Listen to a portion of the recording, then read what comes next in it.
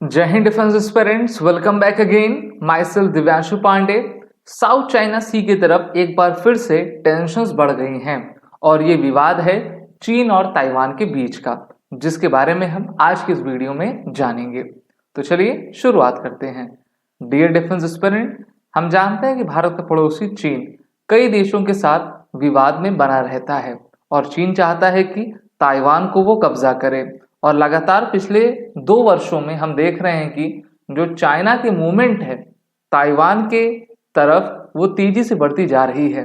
चीन के द्वारा चीन की कोस्ट गार्ड, नौसेना और एयरफोर्स को लगातार ताइवान की जो बाउंड्री है, चाहे वो मैरीटाइम बाउंड्री हो या फिर एयर डोमेन की बाउंड्री हो, उसका उल्लंघन किया जा रहा है। लगातार सभी न्यूज़पेपर में डेली बेसिस पे ये न्यूज़ आ रही है और ये टेंशन्स इतनी बढ़ गई है कि ताइवान को एक बार फिर से अपने मिलिट्री पर्सनल को कहना पड़ा है कि आप सभी किसी भी विषम से विषम परिस्थिति के लिए तैयार रहिए। तो यहाँ पर ताइवान के डिफेंस मिनिस्ट्री के द्वारा कहा गया है कि the history of World War two shows aggression and expansion will end in failure, responding to Chinese comments that the island would come into Beijing's hand sooner or later. ठीक है, तो Beijing ने पहले कहा कि ये जो आइलैंड कंट्री ताइवान है वो अभी या फिर थोड़ी देर के बाद हमारा हिस्सा जरूर बनेगी।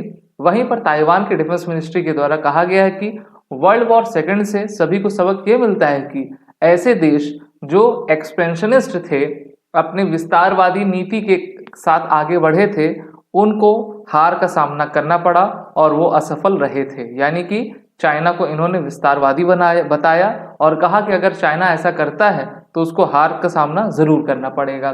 Democratically govern Taiwan, which China views as its own territory, has repeatedly complained the stepped up Chinese military activity, including drills this week of island's southwestern coast of the Beijing set were routine। ठीक है, तो चीन कह रहा है कि ये तो हमारे रूटीन टास्क हैं जो कि हम अपने ड्रिल्स को किया करते हैं। वहीं पर ताइवान के द्वारा कहा गया है कि ये चीजें हमारे खिलाफ की जा रही हैं और चाइना का ये मानना है कि ये ताइवान हमारा है और हम इसको लेकर रहेंगे। आपको मैं ये बता दूं कि ताइवान को जो सिक्योरिटी एश्योरेंस है वो अमेरिका के द्वारा दिया जाता है और पैसिफिक ओशन पर अमेरिका की नेवल फोर्सेस तैनात हैं। जापान में भी तैनात हैं, साउथ कोरिया में भी हैं और पैसिफिक ओशन की तरफ भी हैं। इसी डर के कारण अभी तक चीन के द्वारा ताइवान को कब्जे में नहीं लिया जा सका है। On Thursday, China's defense ministry asked about Taiwan's annual Hang Kuang military exercise और वहां पर कहा गया कि said Taiwan was like a mantis trying to stop a chariot and sooner or later we will take you back। ठीक है, तो China लगातार धमकी देता जा रहा है।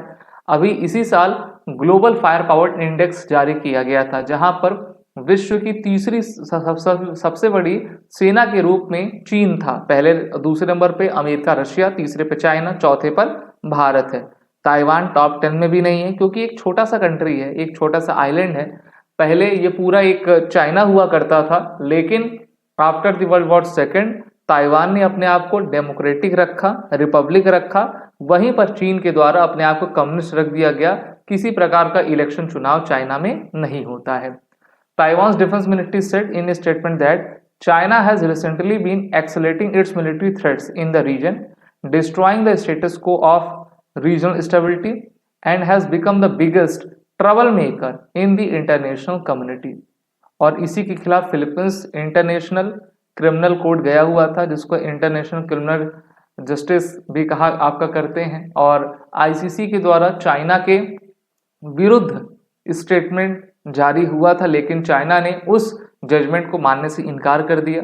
चीन की जो कोस्ट गार्ड है लगातार फिलीपींस की जो कोस्ट गार्ड है उनसे दो हाथ करती रहती है और इस कारण से फिलीपींस ने हमसे ब्रह्मोस सुपरसोनिक क्रूज मिसाइल खरीदा हुआ है।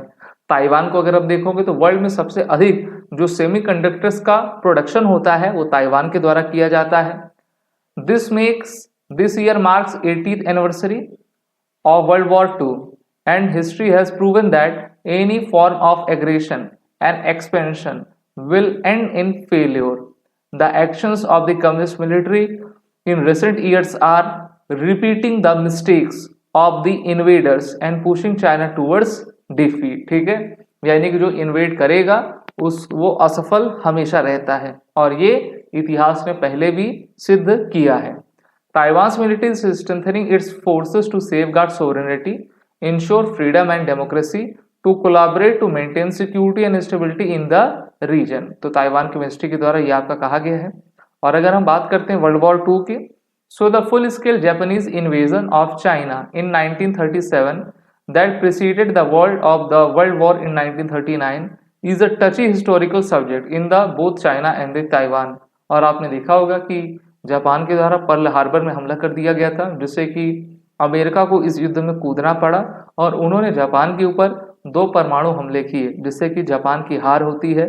1949 में चीन स्वतंत्र होता है, लेकिन चीन में भी काफी विद्रोह होते हैं, जैसे कि the Republican government fled to Taiwan in 1949 after losing a war with Mao Zedong's communist, and Beijing today largely downplays the role of the Republican forces। ठीक है, तो जिन लोगों का विश्वास गणराज्य में था, यानी कि एक डेमोक्रेटिक कंट्री बनाने में, वो ताइवान चले गए, और माओ जेडोंग के द्वारा जो है कम्युनिस्ट आइडियोलॉजी को बल दिया गया।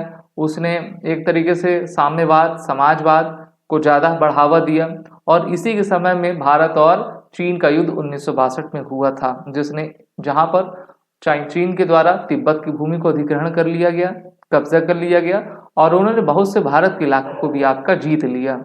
Chinese president Xi Jinping has accepted Russia's invitation to attend the commemoration of Soviet victory over Nazi Germany in the World War II।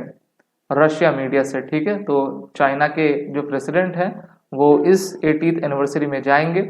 Taiwan was a Japanese colony during the war and some Taiwanese fought on the side of the Japan army. Speaking at a separate event in Taipei to mark 1947 uprising against Chinese republican troops in Taiwan, known as the 222 accident, President Lai Ching-te said China has not given up its attempt to take Taiwan by force। ठीक है, यानी कि चीन अपनी हरकतों को करता रहेगा, ताइवान प्रतिबद्ध है कि हम अपने देश को बचा सकें, और इसके लिए इनको मदद अमेरिका के द्वारा, जापान के द्वारा, साउथ कोरिया के द्वारा दी जा रही है, और यही बात चीन को अच्छी नहीं लगती है।